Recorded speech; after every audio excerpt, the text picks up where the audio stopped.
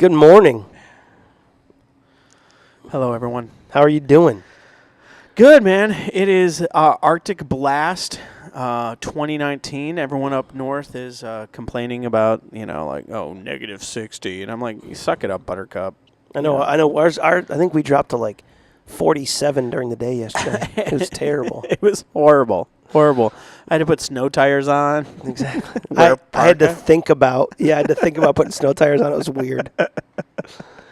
But I didn't have to. It was so good. No arguments there. That's awesome. Speaking of arguments, I heard about this lifelong argument.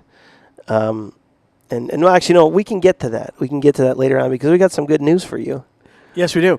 So the exciting stuff coming up. We have the conference, Known Legacy Conference coming up first weekend in March. And if you're one of the top first 100 to sign up, you enter into a raffle rally kind of thing. And here's the cool thing. We have breakouts for whatever season of life you are in. Yeah, whether age. you got preschoolers or you got high schoolers or you got empty nesters or whatever it is, we have breakouts for you. And if you go to our Facebook page, Known Legacy Facebook page, you can see all of these breakout speakers kind of give like a 1-minute commercial about what they're going to talk about. And I think that was helpful for Tara and I. And so we're excited. So if you haven't signed up yet, sign up, knownlegacy.org/events. Yes. And you can get all the information there. Basically, it's a date night. It's $30 per person. And it includes a concert, it includes dinner, and from this point forward, it'll change your life, and it'll change your parenting, and it'll hopefully change your marriage. Yeah, change your legacy. That's kind of our goal in this, and so we are looking forward to what God has in store. We got some excited speakers who are ready to come down here. We made this statement that we had over 100 years of ministry experience. When I started counting up you and the pastor from New York, my buddy in Midland, just all those guys, just so much experience that. So you're flying guys in from around the nation. Well, yeah, we're sending them in from all over Texas, upstate in New England area coming in. So it's going to be a good conference to get away. Who's doing the concert? Matt Hammett, who formerly is the lead singer is he in of the Sanctus-Real. TV show Top Gear from? No. That'd be awesome. Hammett. That's his last name. Maybe they're related. Maybe. You never know. I should ask him. But no, Matt is the former lead singer of Sanctus-Real, and now he does his own stuff. Actually, right now he's on tour with Kirk Cameron. Really? Yeah, he does a lot with Kirk Cameron and his, I think, living room. Growing pains? Well, kind of growing, I guess. I guess you could say we have, we're going to bring you through some growing pains as well as parents. And I'll help you out. So, but yeah, it'll be a good time. You're going to want to sign up today. The first, as you said, the first 100 get put into that drawing for a $150 movie gift card and a bag of Known Legacy swag. Awesome. So is swag still a word we use? I'm going with it. Okay, good. I like it. So it'll be a good time. So listening to the radio the other day, and, it's one of those things like I've listened to this band 100 times, Cake. Great name for a band, by the way. Yeah, I want Cake because we're doing like Whole Foods right now, and Cake sounds really good. Cake sounds fantastic. So anyways, I'm listening to them, and the song I Will Survive comes on, right? And, the song I Will Survive was like this anthem for women in the 70s and 80s or whenever it came out, which is great. It's about this breakup and, I will survive. Hey, hey, walk out the door. Just turn around now. You're not welcome anymore. You're really good at that. Well, I've worked on my female vocals. I actually back up sing for Celine Dion. Celine Dion? Whatever. That's the younger, that's like the fake Celine Dion, Celine Dion. Right. And it's off Vegas. It's actually in Tahoe, Reno. It's in Reno. Yeah. Celine Dion, come see me. And I was a backup dancer for them until anyways. We'll stop. So anyways, a whole nother backstory. I was listening to that song, but it was the Cake version, which if you haven't listened to it, listen to it. And what struck me for this first time, and I've listened to the song 100 times, I really enjoy Yeah. And I'm like, the bass line redefined that song. Yeah. And it was like if you listen to most music, the bass is there, but it's not the prominent thing. Yeah. It's just kind of behind the scenes. But what I realized is that the band Cake really took that behind the scenes important sound Yeah. and elevate it to something much more important. Yeah. And it actually helped redefine that song and like bring it new life. And I'm like going, oh my gosh. And so I've been on this cake kick for Cake kick.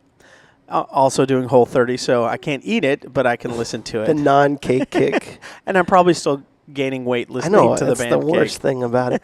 It's kind of like God moving in your life. It's like the bass line. You know, sometimes you don't see it. We could make this roll today. We could just do that. Absolutely. So, so what we want to talk about today is this. It's hard being married. Like the first few years are fantastic because you're like, it's fun. You're figuring each other out. You have these fights about little silly things like toilet paper and that was that argument we were going to talk about. Right. But at the end of the day, you're like going, oh, but I'm married, and it's just fun and whatever. And then all of a sudden it moves from this like intimacy relationship thing to like this business partnership.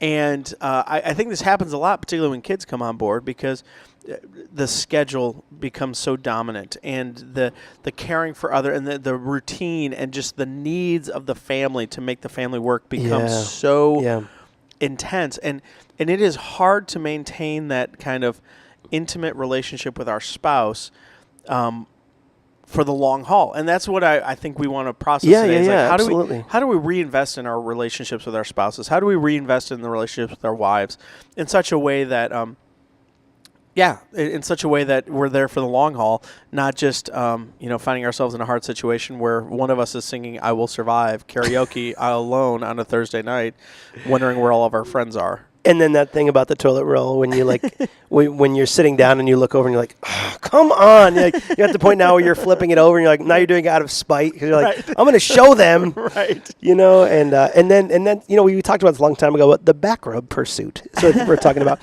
when you're in the kitchen and you just start to like rub the back, and you're like, is this going to be a good day or a bad day? And you're like, oh, it's a bad day. It's a bad day. I'm going to just stay up and watch Band of Brothers or something. No.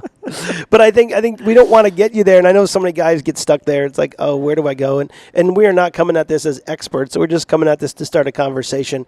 But as talking to a lot of other guys, you hear those phrases like, well, sex starts in the kitchen. Right. And you're like, I hope so. Kind of gross, but okay. Well, maybe not. You never know. But then say, hey, if you're that kind of person. And so anyways, I mean, I think but this concept of, it starts long before you get to the bedroom. And so, but so many guys are like, wait, dude, I'm way beyond even starting in the kitchen. We're just trying to figure out how not to fight and go to bed, you know? And so how do we get there? And I guess we want to walk through some of that today. Right. So one of the thoughts that I had, so Super Bowl's coming up. And we're gonna release this podcast after the Super Bowl, but it's on my mind. And it's the Patriots versus the Rams. Yes.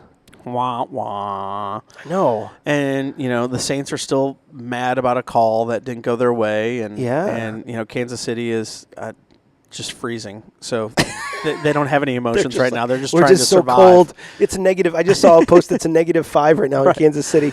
They're truly living the "I will survive." I will survive. But one of the things that strikes me about Tom Brady, and I think it plays into this conversation a little bit, is I'm a huge Green Bay Packer fan, and so I love watching Brett Favre, who had these amazing, just athletic throws, and then we got to Aaron Rodgers, who I love him and hate him at the same time, and what I noticed this year with Aaron Rodgers particularly is, for whatever reason, he felt like every throw had to be a touchdown throw. So he would stay in the pocket way too long. He would never be content with the the check down throw for 2 yards or 4 yards. He always wanted to go for the first down or the touchdown. The Hail Mary stuff, because that's where his glory comes from, blah, blah, blah, whatever. Yeah. And it was so frustrating to see that. But I think what Tom Brady does so brilliantly is that dude is content with like 2 yards. If it's there, or he's content with 10 yards if it's there. He wants to keep the ball moving forward. And I think for us in our marriages, the reality is most of us guys are overly consumed with the touchdown. You know? Yeah. And so we do what we do thinking, this will get me the touchdown. Correct. And when we don't get the touchdown, we can become bitter, we can become resentful, or we can become closed off. We can just say, well, screw it, I'm not going to engage in this at all because, I finally put a date on the calendar for my wife, and we got home and we just went to sleep. What's that She all should about? appreciate everything I'm doing. Yeah. Right.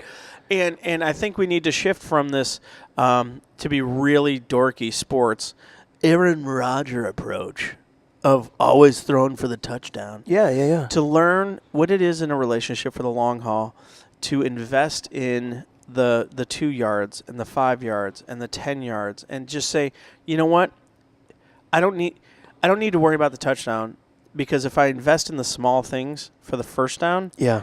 that will happen eventually.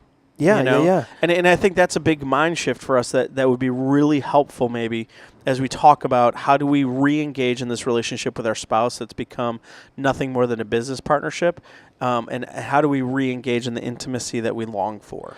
Yeah, I was at a conference one time listening to this guy who had a conversation with John Wooten, famous basketball coach, Right. and he had made the statement that he asked him, he said, "How did you get the wins?" And obviously he has so much wisdom. If you ever heard anything from John Wooten, you would just be, there's so much that he has to offer. But at this point, he said, what helped us win was straight lines versus banana patterns. I have no clue what that means. By the Okay, way. so when and again, I'm not a huge basketball guy, but I love this analogy. You're like 5'8", Yeah. ginger. How are you not a basketball I'm guy? 5'11". I'm still a ginger.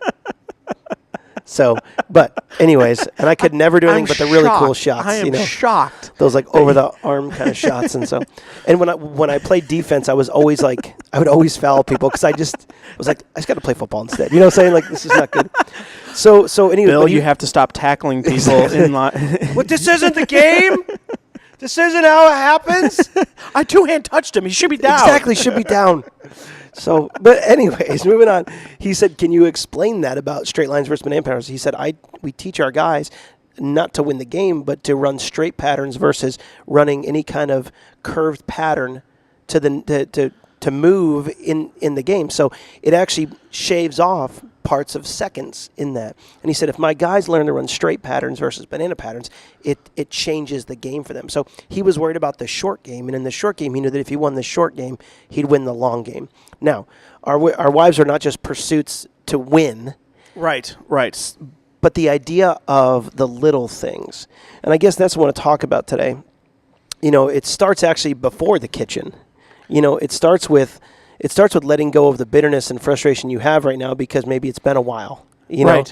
And so take a breather right now, calm down, and process, and begin to look at this not as a give and take, but as just simply a give kind of relationship. And so kind of to take that idea just a little bit, what I would encourage is rather than, like, it is easy to approach the sexuality and sex as a selfish thing because that's what our culture has programmed us to see. Yeah. And sex has to be seen as a serving thing, not a selfish thing.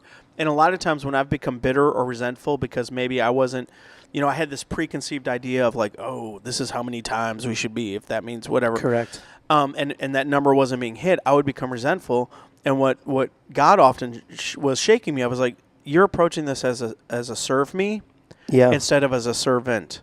Yeah. And that's one of the key things that I think we as dudes need to shift away from. To make that much more healthy.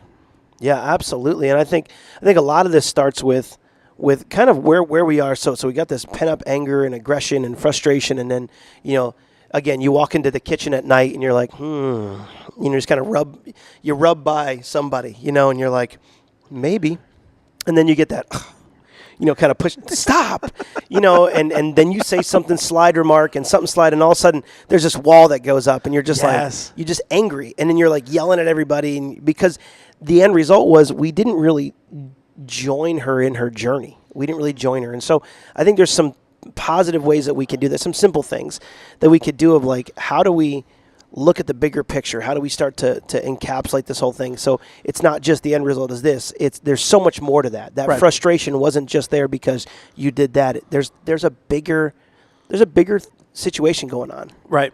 And so I think that's the first thing that we would say. If we were to put some phrases here, the first phrase would be this: join her in her journey.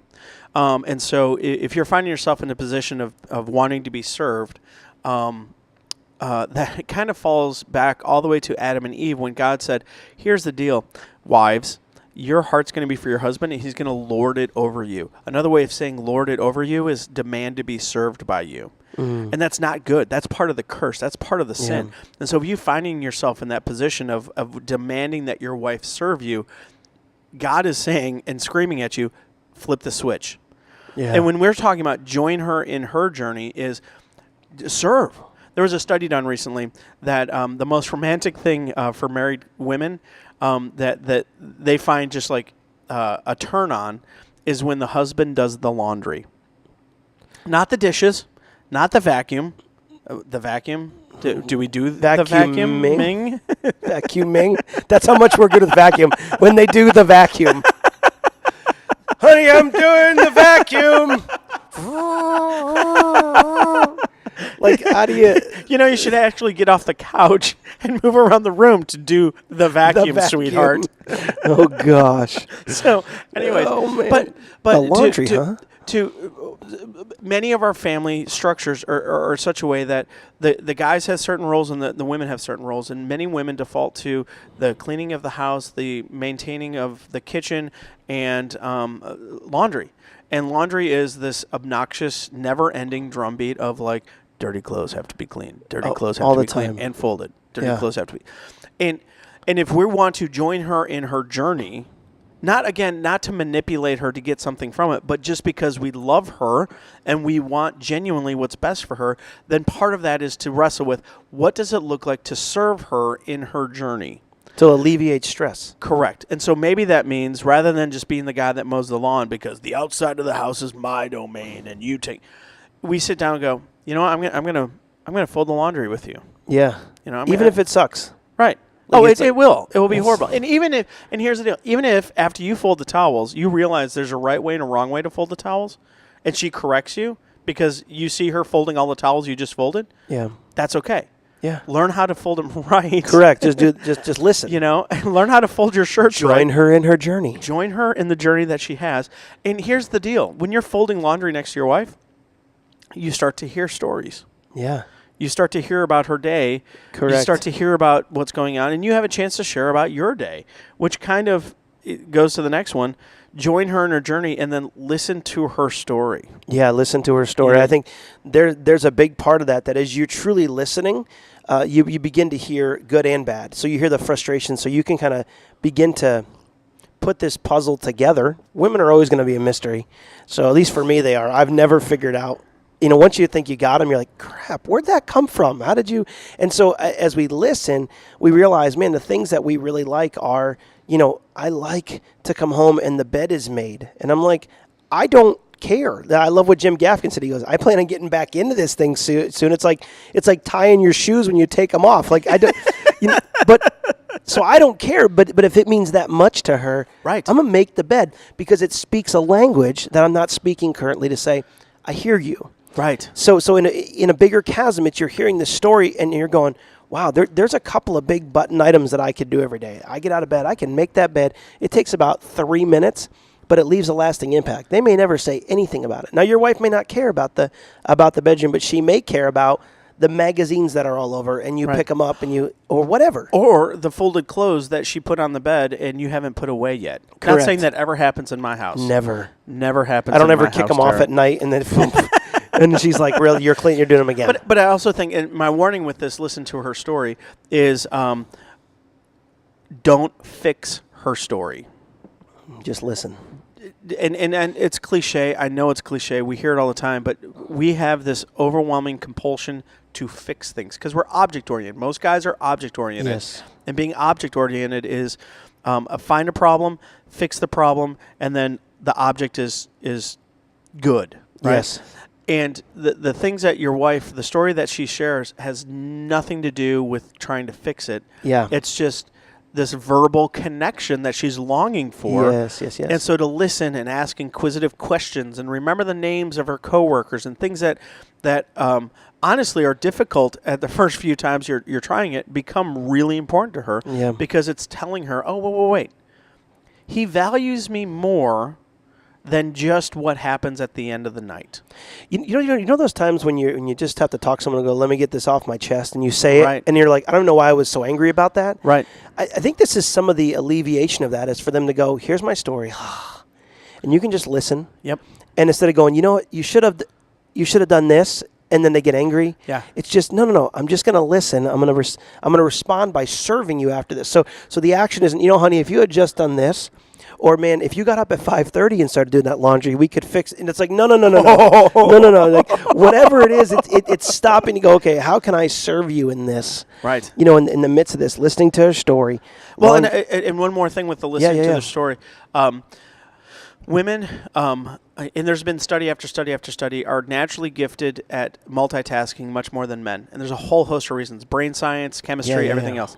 Men, we suck at multitasking. Waffles or spaghetti. Right. And so I have no clue what that means. So guys think, so if you look at But I'm hungry now. Okay, I know exactly. So guys are waffles, and quite frankly, a man can go into war, fight a battle, right, and then walk. Okay, for example, when you were younger and your friends got into a fight, and you literally got into a fist fight with a friend, the next day you could come up and go, "Hey, want to go hang out?" Yeah, okay. But a woman, those thoughts come together, and the emotions and thoughts all weave together, so they can be thinking about 11 different things. Right. And it's funny how even dealing with young girls and like the bitterness that they have with their friends, and how it lasts for so long, and you're like, I don't remember why. As a guy, I was mad at my friend last year, but they remember. Well, 3 years ago, she said this about me. Right. It's this idea that their thoughts all run together, whereas guys are in blocks. Right. So what this means is there's this crazy thing. It's called a remote control. And I guarantee on that remote control, there's a crazy button. It's like 2 lines, just chink. And it means pause. Pause. Don't point that at your wife and pause her. Point it at the TV and pause the TV. Oh, could you imagine? Because here's the deal. You suck at multitasking. Yeah. Just maybe there's a moment of clarity. Wherever you are, just say, "Hi, my name is Travis, and I suck at multitasking." There it is. And so what you need to do is have a moment of clarity. And when your wife is starting to share her story from her day or whatever, pause the TV. Pause it. Because you and I both know you may be looking at her, but you're absolutely listening to the TV, and you will catch glances of that TV because you want what's over. Just pause it. Just pause it. Yeah, and move on. Yeah. So join her in her journey.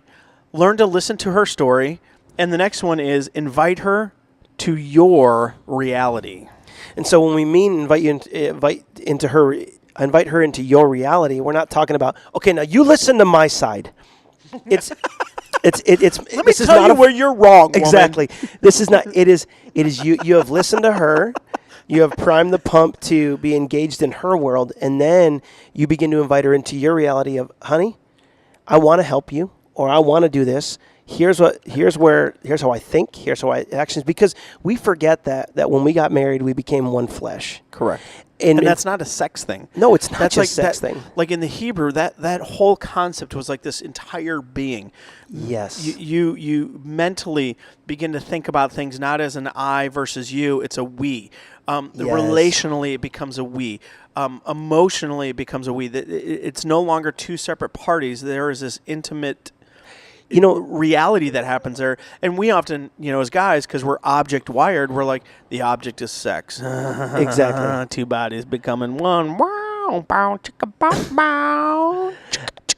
I would say... I'm not done yet. Oh. I'm just kidding. Go. I would say the red flag is, how many passwords do you have that your wife doesn't know about? Ooh. How many things do you do that she doesn't know? How many times do you go to grab a meal at a fast food place and you feel like you can't tell her? Those things are things you need to kind of begin to walk through and go, why? Right. Why do I have these things from her? Because when we're one flesh, it wasn't just the physical side. It was the mind, it was the body, it was the spirit, the fact that we are now one flesh altogether. And you believed in the beginning, even if you didn't say this in the beginning, that you could do greater things together for God. Right. Than you could separately. Right. So that's the challenge is where are you torn apart from her when it comes to those things? Right. Those and I think a real practical thing is often we feel like we don't want to burden them because we're protectors, and so we want to protect them. So we don't share with them the stresses at work. We don't share with them the stresses of finances. We don't until it hits that tipping point, and then we blow up, and it becomes this obnoxious argument or fight. Instead of saying, no. she has gifts and skills that I desperately need to survive. Yeah. And our lives are easier and better because we're learning to cover for each other's weaknesses. And so the very issue that's causing me stress at work, she may actually have insight into that can help alleviate that stress and actually make things go better. But the longer I try to hold it to myself, figure it out my own, and protect her from having the stress that I have is actually doing more damage to the relationship. So inviting her into the reality is saying, are there areas of your life that you don't want to talk to her about? But maybe that's the very thing you need to start to talk to her about. Yeah, bring that in. And it's amazing how much, and I know you could share this, Travis, how much our wives are honestly led by the Spirit more than we are. Oh, all the time. I'm like, dang, like she always seems to have a one-up on the Spirit's leading. And like, because I'm always like, honey, what do you think about this? And it's not a permission thing. It's I truly desire her wisdom. She's got a lot to offer when it comes to that. And so it's like, what do you think about this? You're inviting her into your journey by saying, I want you to have authority into the other half of this piece of flesh that you are. Right. Because as you move, she moves. Right. Even though you may not see it like that. Dude, I have a great story about that. But I was in youth ministry for a while, and there was this counselor that I was working with and mentoring. And my wife was also in the ministry. And finally, after a few months that this other counselor was there, my wife finally had the guts, and she goes, I don't like that person. And I'm like, sweetheart, we're a team. Yeah. We're a team on youth counselors. We can't do that. She goes, and so I asked her, I was like, well, why? She goes, I don't know. I just don't like her. And I'm like, and I was like, oh, well, it's just petty girl stuff, you know. Yeah, whatever. Fast forward a few months. This was the counselor that was buying alcohol for some of the kids. Wow. And, Friday nights was connecting because this counselor saw it as a friendship thing, not as a discipleship thing. Ooh. And so she was trying to be a friend to these high schoolers rather than discipling these high schoolers. And my wife picked up on that long before the data was in because she just intuitively was like, I can't put my finger on it, but I don't like this situation or I don't trust this person. And so I learned over the first few years, oh my gosh, I need to have her in those conversations. I need to have her in those places because she's picking up on things that I am completely ignorant to. Yeah. And I've got to trust her when she genuinely goes, something's not right there. I've got to pause and trust her and really investigate that because she's so much better at that than I am, you know? And you won't get that blessing. You won't get that if you're not inviting her into your reality, if you're not inviting her into your own story, you know? Yeah, absolutely. And, because some would throw out, these quote-unquote super spiritual guys would be like, well, the woman is the weaker vessel. And I'm like... Punch him in the face. Well, yeah, I mean... and not I know the woman, punch the guy that thinks that. But I, and I know the scriptures throw things at that, but that's not the connotation there. This idea is that they are sensitive to the Spirit's leading in ways that we're not, that we're like, we're just going to go charge that mountain. And they're like, wait, what? Let's try this. Or I feel like God is saying this. And for us to begin to, again, bring her into our reality, this all is the end result of the touchdown we're talking about. These are the first down wins. Right. We begin to pour into them our heart, and we meld not just the physical, but the emotional, the spiritual, and the mental side of who we are as one flesh. So that kind of brings us to the last one. So, we have this idea, join her in her journey, listen to her story, invite her into your reality. And the final point that we would just say is this, serve with purity. Yeah. Let me say that again. Serve with purity. And what we mean by that is simply this. Often, if we're honest with ourselves, we serve with ulterior motives. Yeah. Okay? It's something that we learned early on, and it's something that we have to break ourselves from. When we go on a date, for instance. Yeah. When we go on a date with our wives, are we there just to hear her story and join her in her journey? Or are we there thinking, if I invest in this date, I'll get some nookie at the end? Yeah. And what we're saying is, if that's the pattern you've established in your relationship, think about that for a second. Because now it's becoming almost a financial transaction to have the touchdown. Correct. If I invest in a meal with you, you will then provide me a service. Correct. And that's not what marriage is about. Not at all. Not at all. And so to serve in purity is to say, don't worry about nookie. Like, just do these things because it's what we're called to do. And whatever happens will happen at the end of it. Yeah. Just enjoy, run the straight line. Get the 2 yards. Yeah. It doesn't matter because at the end, the true joy of marriage is not the nookie. The true joy of marriage is actually the intimacy and the depth of that relationship and the depth of those conversations and the reality that you will realize, oh, wait, I'm not alone in this world. And I've invited her into some of my hurts and some of my fears, and she hasn't betrayed me or used those against me. Oh my gosh, I can really trust this woman with the big things as well as the small things.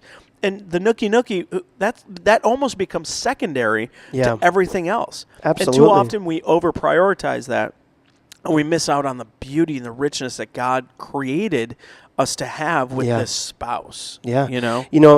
We forget, remember your wedding day when you're standing there in the aisle, and the door's open and she's standing there. And whatever your situation looked like, this idea that at that moment, you realized in its purity that she was a gift from God. And along the lines, you get exhausted, you get tired, kids come in the picture. I think we want to bring you back to is the fact that you need to remember that your wife was a gift from God. Right. God set her as a helpmeet, but that doesn't mean servant. That doesn't mean just for you to serve, for her to serve you and do the dishes and do the laundry and provide those physical needs. She was a gift. And we want to get you back there. Most affairs happen not because of the physical attraction, but the emotional connection that happens. Yes. Yep. And so even you talk to these guys like, I don't know how I got here. It was generally someone else was pouring into them or they were pouring into someone else when they should have been pouring into their spouse. Yep. So we want to help you this week get back to you being enamored with your wife. Enamored. Intoxicated. Intoxicated. So we're going to give you a little bit of homework. I was reading through the Song of Solomon, and no, I'm not going to read the fun stuff that right now about the gazelles and the mountains and stuff. But if you start looking at this, it is amazing when you start reading. Song of Solomon, chapter 1. Let's go through verse 9. It says, I compare you, my darling, to a mare among Pharaoh's chariots. Your cheeks are beautiful with ornaments, your neck with strings of jewels. Verse 15, how beautiful you are, my darling. Oh, how beautiful. Your eyes are like doves. Let me jump to chapter 2. And I love this one part. He goes, like a lily among the thorns is my darling among the maidens. So he's getting intoxicated. He's not doing anything to her. He is admiring her beauty from even a distance. And even it says, verse 14 to chapter 2, oh, my dove in the clefts of the rock, in the crevices of the cliff, let me see your face, let me hear your voice. For your voice is sweet and your countenance is lovely. So he's just looking at her and like, that's my girl. And we're going to challenge you this week. Yeah. Whether it's in the kitchen, whether it's in front of your kids, admire the beauty of your wife. Don't ask her for anything. Just remember why you fell in love with her. Right. And I love that. And in some ways, we're asking you to stalk her. Yeah, kind of. In a good sense. Legal stalking. Just follow her around and look at her. Yeah, exactly. You're pretty. I like your teeth. They're white like snow on the mountaintops. Yeah, you may not want to say that to her, but anyways. No, but I think that's a really good call.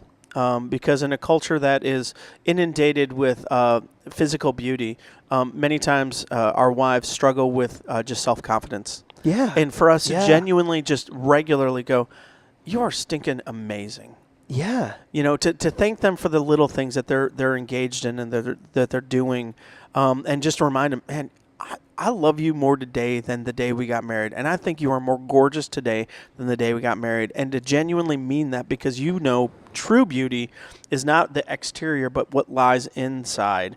And you've invested the time to get to know her story on the inside, to be a part of her journey. And you've trusted her with your reality. And so now you have a chance to just with purity say, God, you are an amazing woman. So, man, that's our hope. That's our prayer. We take it, rock it, and enjoy it. So I would say two things to help you with that, because some guys are like, how do I do this? And I'd say one thing is, if you haven't left her a note in a long time, just buy a little sticky pad note, leave it somewhere. Leave it on her steering wheel, like for the next day. That's so romantic. You know what I'm saying? That's so romantic. And then, so this other rule, I'm going to peel back the curtain like for you. Like a note that would say, like, hey, we're out of toilet paper, get some? Correct. Yeah, we're out of toilet paper, and put it on the right way. Right. Right. And But just something like, hey, I'm thinking about your, hey, Right, I love right. you, and begin to build that back up. Other thing, there's this thing I did for a long time. I called it the 338 rule, and it was just random. And I just picked a time in the day, and I set a reminder on my phone. It just said, text your wife. Right. But it wasn't 1 o'clock. It was 1:17. And it was whatever it was. And so sometimes it was 3:38. And I would just set a reminder on my phone to just text my wife and just say, hey, I'm thinking of you. I love you. Yeah. And so take some time this week to, in the midst of this pursuit, as you are Googling over her at home, to send her a text and be like, I'm grateful for you. Hey, thank you for this. Or Yeah. there's so much that we can be thankful for. Thank you for standing by my side. Whatever it is. But taking these two things, notes, texts, and be enamored, be intoxicated with her. Spontaneously do the things that you did when you were dating her. Yes. To let her know that you're thinking of her and that you are enamored by her. So go and love your wives. Intoxicated. Go and love your wives. Love it, guys. Sign up for the Known Legacy Retreat. We're still looking for some a gift of a new iPad so our video stops glitching. There it is. And we'd love to have that. But anyways, God bless you guys. Love your wives. And can't wait to hear the stories. info@knownlegacy.org. Have a great day. Peace.